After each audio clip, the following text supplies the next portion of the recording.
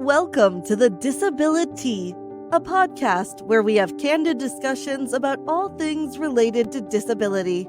Short-term, long-term, financial claims, impact on other areas of life, causes in the workplace, and more. With your host, attorney Anjel Burgess. You can find this show at www.disabilityhelpline.com and on YouTube, Facebook, LinkedIn, Apple Podcasts, Spotify, Google Podcasts, Stitcher, and more. Now here's the host of the DisabiliTEA, Anjel Burgess.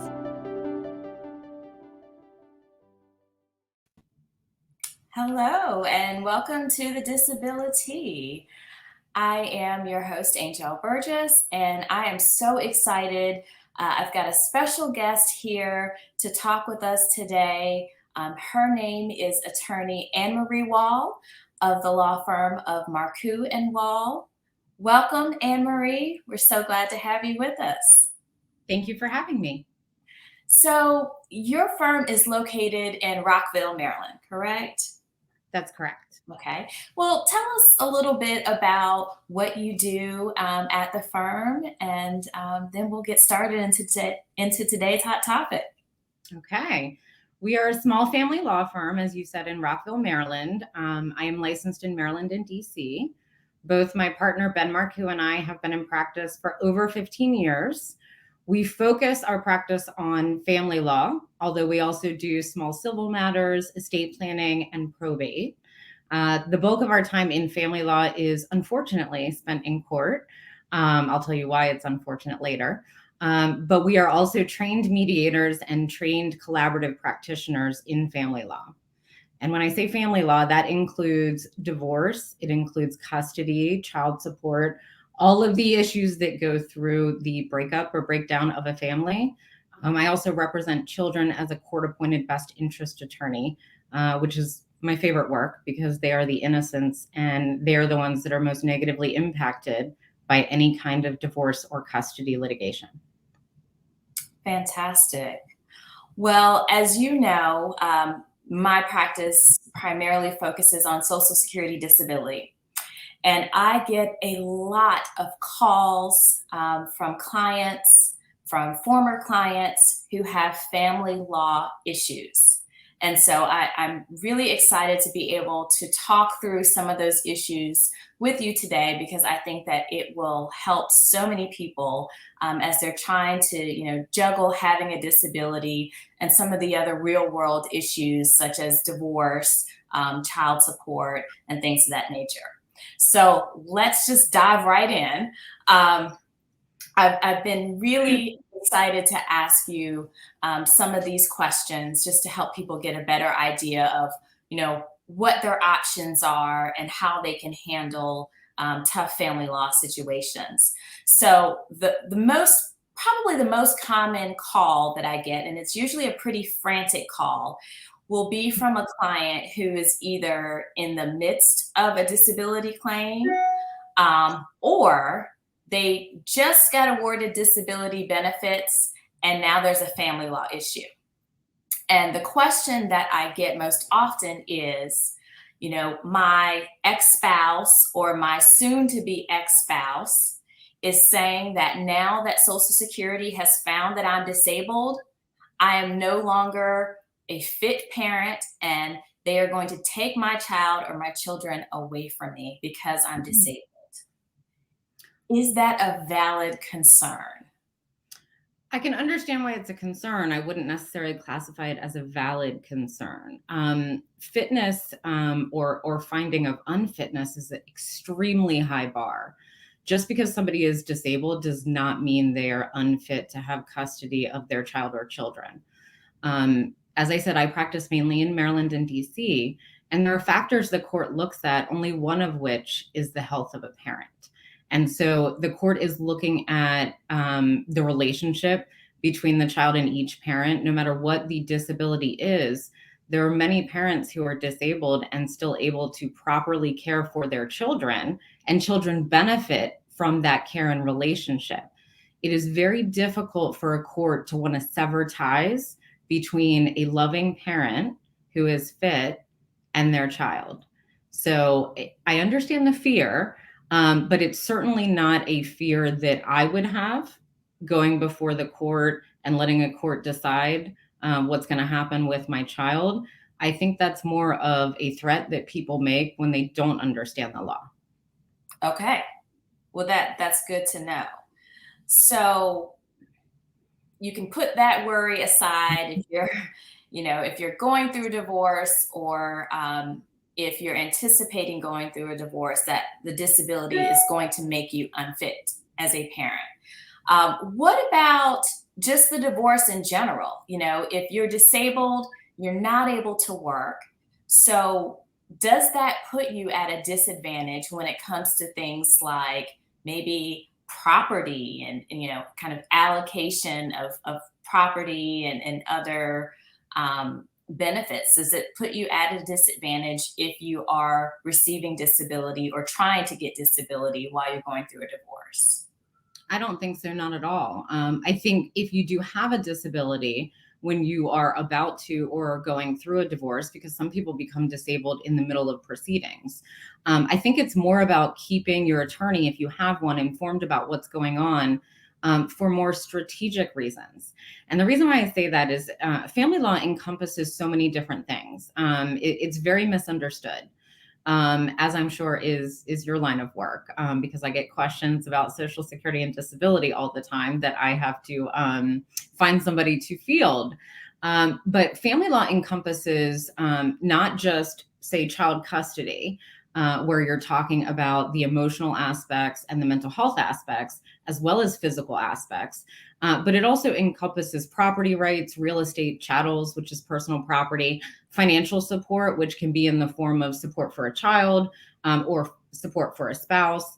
And disability comes into play for all of those things, including, say, a property division.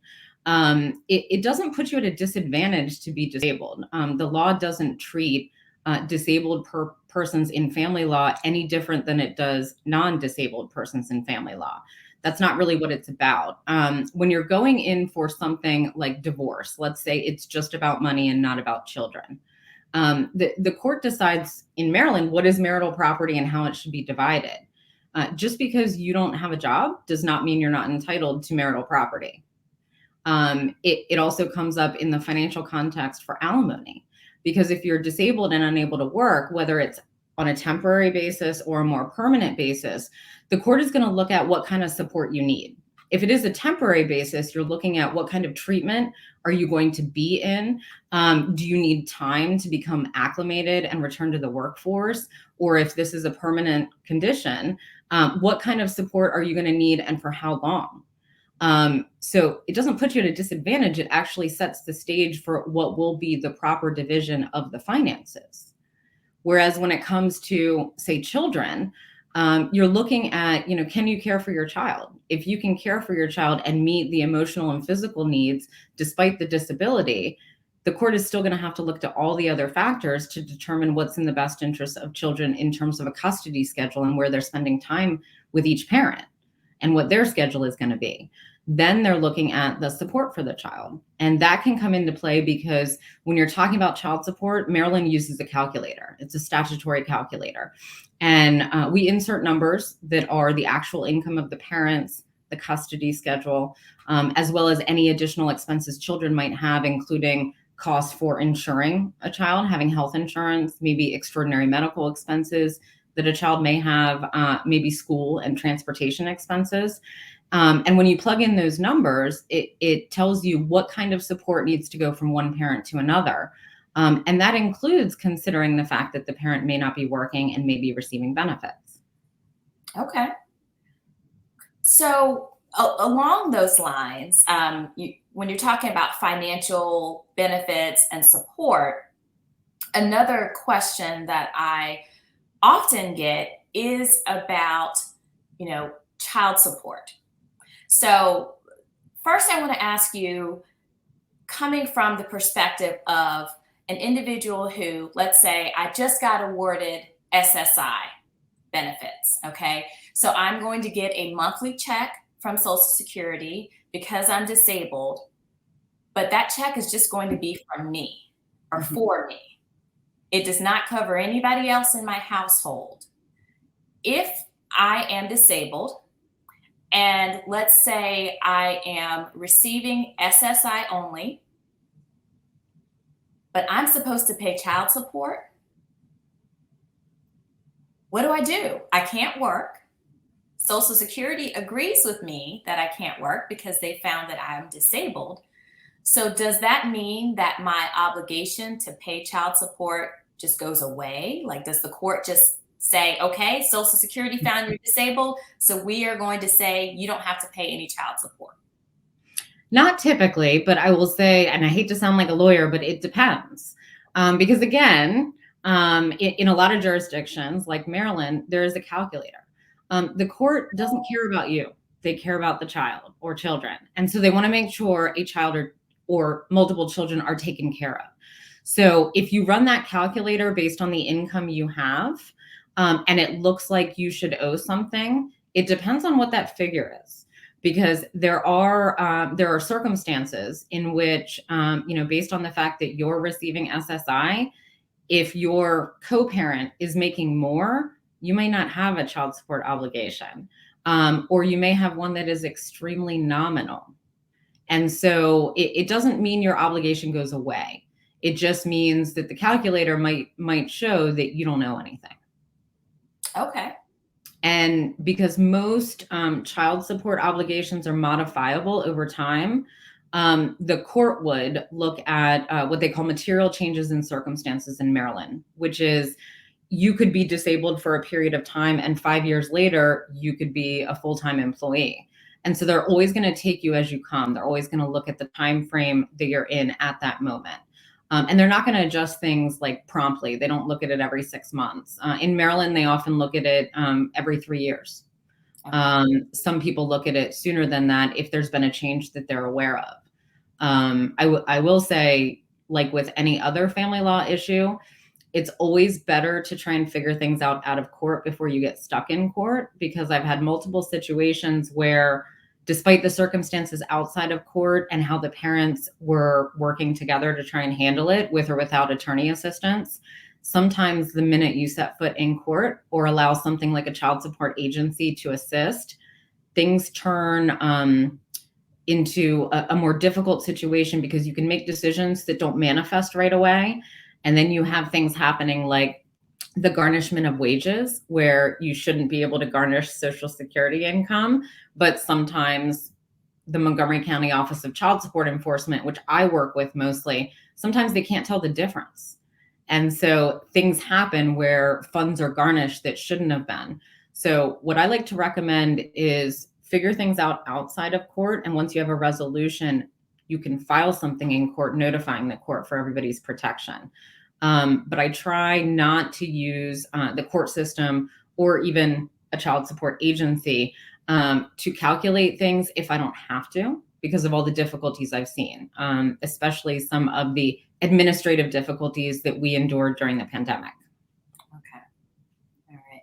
So my takeaway from that is the child support obligation never goes away, but the Right. amount that you may be required or responsible for paying can be impacted by the receipt of disability benefits. Yes. Okay. So on the flip side of that, if I am receiving SSDI instead of SSI benefits, and my child or children receive auxiliary benefits as a result of me being disabled, do those auxiliary benefits count toward my child support obligation? They do. Once again, you have to be very careful with the bureaucracy of it, because they absolutely do.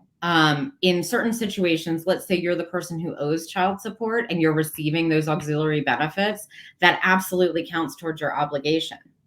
Whereas if you are the person receiving benefits, let's say you have the children in your primary care and it is your co-parent who is receiving the SSDI and therefore the children are receiving auxiliary benefits, you as the person receiving those, that counts towards that other person's obligation, and you can't thereafter go after them for more than what you are. You could go after them for more than you're receiving if the numbers work out that way, but you have to give that person credit for the auxiliary benefits that they're receiving as a result of the SSDI, or that the children are receiving as a result of that. So is it possible under that scenario that if I'm receiving disability benefits and I'm the non-custodial parent, right? So I don't have custody of the children. My ex-spouse does, and my ex-spouse is receiving the auxiliary benefits because, he or she has the children. Mm-hmm. Is it possible that I could be overpaying with the auxiliary benefits for my children? Sure. But then if you were in court, the court's going to look at what's in the best interest of the children. Receiving more money is always going to be found to be in the best interest of the children. And so the court's not going to want to take away those things. Okay. All right. Yeah. Now, what about other types of support, such as health insurance? Health insurance is critical for people who are receiving disability or should be receiving disability, and can be life-changing. If you are going through a divorce, Mm-hmm. you need your health insurance. Is there a way to force your soon-to-be ex-spouse or your ex-spouse to keep you on the health insurance plan as you're going through the divorce and after you're divorced? Well, so I don't like the word force. That might not be the right word. You can certainly contract for and negotiate for health insurance up until the date of divorce. And you can contract for money, financial support thereafter. The way it typically works, at least in Maryland, you're required to keep your spouse on any employer-sponsored plan that you have currently in place at the time. You are not supposed to just remove them. That's different if they get their own plan and notify you. But you are supposed to keep your spouse on any plan they're currently on through the date of divorce. After the date of the divorce, most employer-sponsored plans don't allow a spouse to stay on, but what they do allow is the possibility of COBRA coverage for a period of time. It is often pretty expensive, but some people opt to go forward with COBRA coverage and pay attention to things like alimony and costs after the divorce and what kind of support they would need financially to pay for that, so that they don't have to change providers, especially somebody who has a disability and is, let's say, in the middle of some kind of treatment or has some ongoing treatment where they don't want to get a new plan and try and change all these providers immediately. I will also say that typically after a judgment of absolute divorce is issued in Maryland, you typically have about 2 weeks to 30 days to make your arrangements, whether it's the COBRA or your own plan. But there are many plans that cannot keep you on after a divorce. Okay. So given that, it sounds like it would be most beneficial if let's say you're going through the disability process. For SSDI, there is a 29-month waiting period for Medicare. Wow. So, you're found to be disabled. Great. You're going to get some financial support, but you're not going to get that health insurance for 29 months. So it sounds like if you can, come to an agreement that I'm staying on your health insurance until we're divorced. Sounds like there's no choice in Maryland for that to happen. But B, probably most importantly, let's make some arrangements for me to be financially compensated after the divorce, at least long enough for me to be able to have COBRA or some sort of insurance until the Medicare kicks in for the disability. Yes, and you have many more options outside of court than you'll ever have in court. For example, there are some people who are separating and divorcing that time their divorce based on that need to maintain the health insurance. So if you knew that there was a 29-month waiting period and you weren't chomping at the bit to officially sever the marriage by way of that piece of paper, and you had negotiated a contract, you can say, hey, we're just going to wait and not file for our divorce until after we have taken care of the things that we need to take care of, because financially it's going to benefit all of us. Whether we're getting along or not, it's going to benefit all of us. It'll be cheaper to just stay together technically on paper for a period of time and wait to get that decree until it's not going to be incredibly expensive for us. Divorce is extremely expensive in multiple ways. Think of going from one household into two. It requires an immediate downsizing, right? And then add to that, paying attorneys. And it's worse if you're in court than if you're outside of court, substantially. Also, for people going through what I imagine the disability process to be, you're talking about a court process going on at the same time as like a disability process.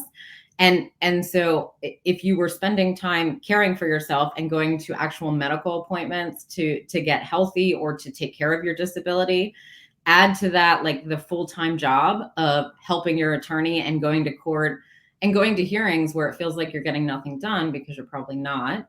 They're just like boxes that the litigation process needs to check. So I actually find the best advice I can give people is do not go running into court unnecessarily. It should be a last resort. Also for strategic reasons in the disability arena, because what if you are moving forward with disability, but your attorney tells you after the fact, well, I wish you had gone and gotten this kind of a report from this kind of a doctor, because what you did over here for disability purposes will not fly over here for family law purposes. And so if you know that ahead of time, you can plan better and not have to do things twice. You can do everything at once if you get the advice ahead of time. You also end up having more options along the way, because the more that you can document that disability, the less difficulty you'll have negotiating a proper settlement in the family law arena. So that disability finding is not a cure-all, right? It doesn't solve all of the problems, because the courts, sounds like, are not obligated to adopt that finding. They are not. And in fact, I've seen on multiple occasions, I've seen the court not care what SSA had done and require instead some kind of an expert witness or multiple expert witnesses about somebody's employability, about somebody's medical treatment, because they want people working to the extent they can. And so I've only seen one instance of the court accepting a disability diagnosis, for lack of a better word, from the Social Security Administration. And that was because it was longstanding. It had been over and over again approved for almost 2 decades. And that was a rare instance where that particular judge did not need to see expert testimony. And that's what happens in court. I mean, you hire a stranger to give you advice, you pay that stranger, and then you go to a judge who's also a stranger who gets like a little snippet of your life and they make a decision. And that's what's difficult, because sometimes there are the need for experts to come in and inform the judge about something they may not know. There are a lot of disabilities that people don't understand. And, remember, some of us are just lawyers who don't have any kind of medical background and actually need the assistance and the education of people like expert witnesses. And so do judges, to understand not only the disability itself, but what it means for a person. I can't possibly understand my client's day-to-day life unless I listen to them, but also I perhaps talk to somebody who understands what they're going through, that the court is more likely to listen to than just somebody going to court asking for money. Okay, great point. I know that you've told us a lot about, the courts in Maryland and how they view, disability and child support and how the financial obligations are calculated. And, my clients obviously are all over the United States. So, it's important to just kind of, for me to reiterate that, you need to have an expert. If you're going through a family law issue, you want to have an expert there in the state in which you reside that can help you walk through some of these nuances. I know that here in Georgia, where my office is primarily located, or physically located, I should say, you can get divorced really quickly in Georgia. I think it's about 31 days is like the minimum. So you can get divorced very quickly. And that can pose a lot of problems with the scenario that you posed, right? In terms of health insurance. If there is that obligation here in Georgia that, you have to keep your spouse on the health insurance up until you're divorced, well, that won't be very long. Mhm. You won't have an answer from Social Security in 31 days or 60 days or even 90 days in most cases. So I think that's where the importance of planning comes into play, particularly if you have a disability and it's keeping you from working. It's critical that you're able to consult with an expert, and it may be multiple experts Mhm. in different areas of the law, a disability attorney, a family law attorney. There could be multiple experts that you need to consult with in order to try to plan the most optimal course of action for you. Which leads me to my next question. Um, if I'm disabled, how do I pay for an attorney to help me with this divorce or this custody issue? What do I do? My income is limited. Maybe I'm not receiving benefits yet. Maybe I'm going through the process of disability, but my soon to be spouse has an attorney. I need one. What do I do? Well, so there are actually a number of options because that is a scary situation. And I've definitely had clients come to me in that situation. Most local bar associations, so the county where you live usually has a bar association, or at least the state does. Most state and county bar associations have a list of people who are willing to do consultations or even take cases on a pro bono basis, or what they call a low bono, which is like a sliding scale based on your income.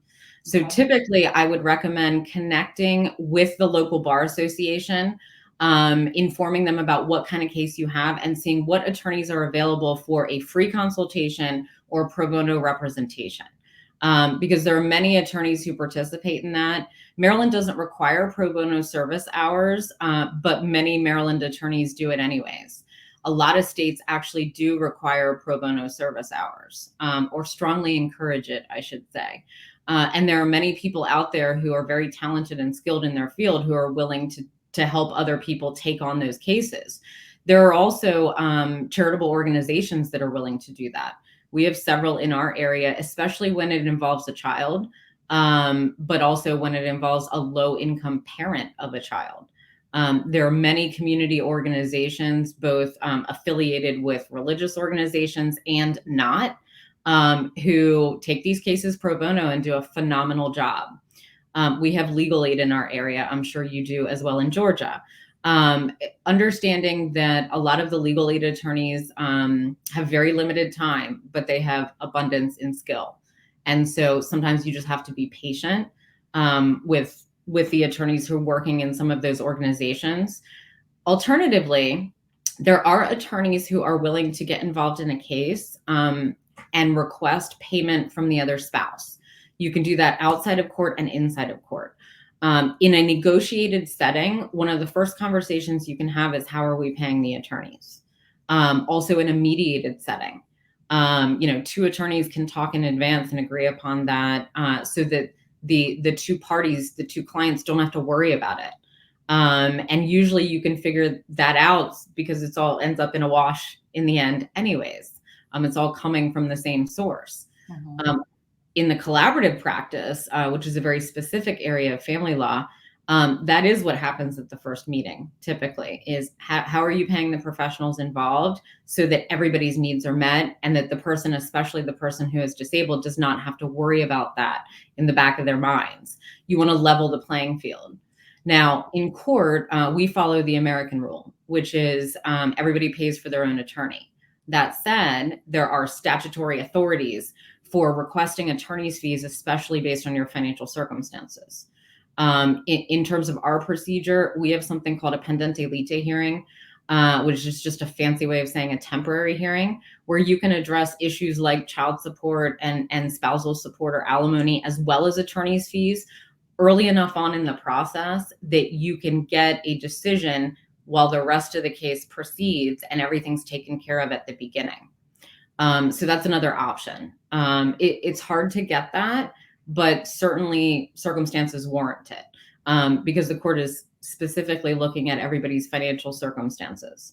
Now, I think the problem lies when your spouse also doesn't have money for an attorney, because then I would think it would behoove everybody to work together to try and find the most economically feasible, cost-effective way to proceed, instead of jumping into court, because then you just get stuck losing money. And some people don't have a choice. Some people can't work with the other person. But I try every avenue I can before filing in court. Okay, well, that's good to know. So there may be options in terms of being able to obtain an attorney for representation, even when you have very limited or no financial means. Correct. Well, this has been wonderful. There are a lot of great takeaways, a lot of good information that you've provided, Anne-Marie. So I thank you very much for that. I do want to ask you, before we finish, if you have any advice, any nuggets, just anything that you would like to share for the individuals who have disabilities, who are either in the midst of a divorce or are contemplating filing for divorce, just any advice that you can share with them. So I think the first thing is know your own goals and get a consultation before you do anything. I even typically recommend multiple consultations. You can find a number of different professionals out there who are willing to talk to you. And I think the worst part of it is some people hire or line up with attorneys who actually don't support their goals and aren't thinking strategically about the multiple processes that the person has going on. I like to know those goals in the beginning and make sure I understand them. And I look back at them every step of the way. You mentioned that in Georgia, you can get a divorce in like 31 days. We have a version of that here. We have an uncontested divorce where if you have an agreement, you file with the court, and about 6 weeks later, you could have a decree. But more often than not, I am spending a year to 2 years with my clients, with everything going on throughout that whole process, daily issues coming up, long-term issues coming up. And I want to check and see that the goals are being met all along the way in every arena. I think that first meeting, sometimes it is hard to know exactly what you're getting. Second chances are better than first impressions. But I find that if I can understand a client's goals in that first meeting, it'll give me better ideas about strategic planning for them, because we represent clients before they've even gotten married. We represent clients in prenuptial agreements. We represent clients who get married and get separated, and then somebody adopts. We see them from the beginning to the end, because we also unfortunately do probate. And so I don't want somebody where I am answering a question very quickly and not thinking about what their family is going to look like 5, 10, or 20 years down the road, even multiple generations. Not everybody operates that way, and that's okay.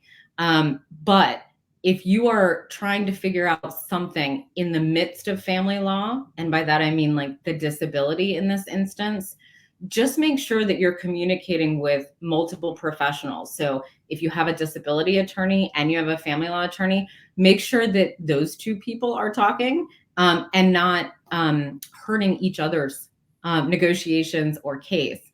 Like I said, the perfect example is if you have a disability attorney who knows what you need to show Social Security, that might be different than what you need to show a judge in the family law setting.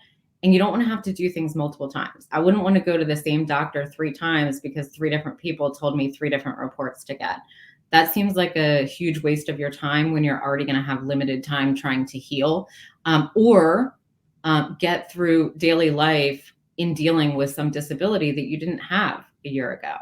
So I think it's more the strategic planning and being a little bit patient.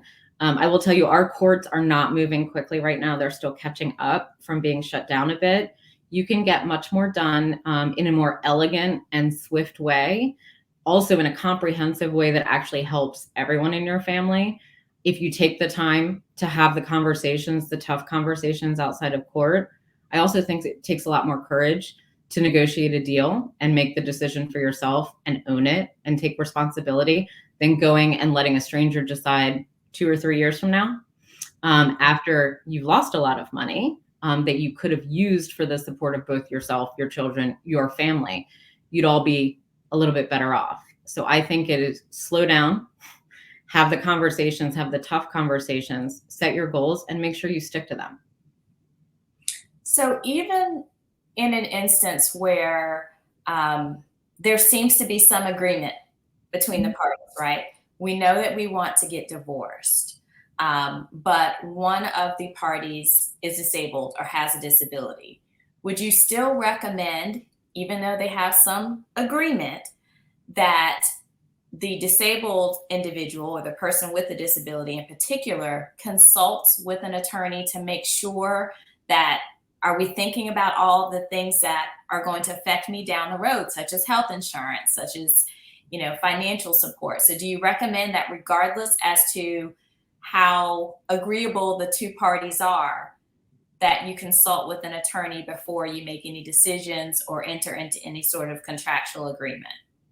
Absolutely, because you need to know, you can formulate an agreement amongst yourselves and it can meet all of your goals and needs. But what if you weren't aware of the impossibility of something that you agreed to? I've had multiple instances of assisting people with agreements that they entered into and even filed with the court that thereafter they found out were impossible. And so if you were planning on, let's say you were going to receive something under a contract that you entered into and you found out you couldn't, it affects every other part of that contract in reality. And so I think it's a good idea to get a consultation in advance to at least know your rights, because you can decide you don't want to go after certain things, but you should at least be informed as to what you can obtain and what you're entitled to. Because otherwise, I don't even think it would be necessarily a valid contract and somebody could undo it later. You have to knowingly and voluntarily waive certain rights in order for a contract to be accepted by the court. That said, you also have to get final approval, at least in Maryland courts, that what you've agreed upon is in the best interest of a child. So even if you agree to something, the court might throw a wrench in it. I think it's helpful to have somebody who knows the system and knows what the court will accept and won't accept, but also can just tell you what you're entitled to. Two people could agree on something that ends up wasting them money. Right. Wouldn't want to do that, especially in the instance where somebody had become disabled and you're probably trying to preserve all the funds you can. Absolutely. Well, thank you so much, Anne-Marie, for joining us. Thank you all for tuning in. This has been the DisabiliTEA, and you can tune into this podcast on various formats, Spotify, Apple Music, YouTube, and we look forward to seeing you next time. Take care. Thank you. Thank you. You've been listening to the DisabiliTEA with Anjel Burgess. Thank you for your positive reviews, comments, and sharing the show with others. You can catch prior episodes at www.disabilityhelpline.com and on YouTube, Facebook, LinkedIn, Apple Podcasts, Spotify, Google Podcasts, Stitcher, and more.